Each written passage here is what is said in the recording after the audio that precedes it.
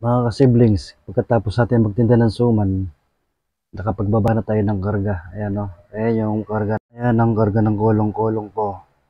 Ayan, nakababa na. Ayan o, nakababa na sila, no.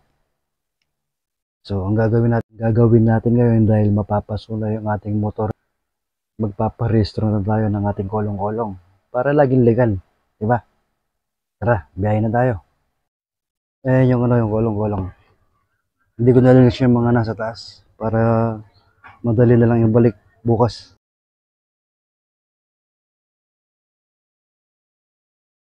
So yun na nga, nakauwi na tayo sa bahay, nakarehistro na yung motor. Kaya kayo, parehistro nyo na yung motor nyo para laging safe yung biyahe. Wala naman yung rehistro, pinanghihilayangan yung gagastusin nyo, kayo rin naman makikinabang dyan. Ang pinakamahalaga dyan, nakarehistro yung motor mo kahit saan ka magpunta. Wala kang tigatig sa mga nanguli kasi nga nakarehistro na. Kaya kayo, huwag kayong manginayang. Kayo rin naman makikinabang.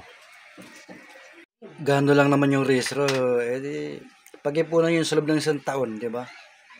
Sa loob ng isang taon, magtabi ka ng 20-20. Kung nabibigit na ka, 10 piso sa loob ng isang taon. Hindi mo maubos yung 3,000 mo sa pagpaparehistro ng motor. Kaya magparehistro ka na para wala kang pinangingilagan. Tapos sisisihin nyo yung mga nanguhuli sila. Trabaho nila yun eh. Kaya kayo, magparehistro na kayo. Kayo rin na makikinabang yan. Walang iba kundi kayo.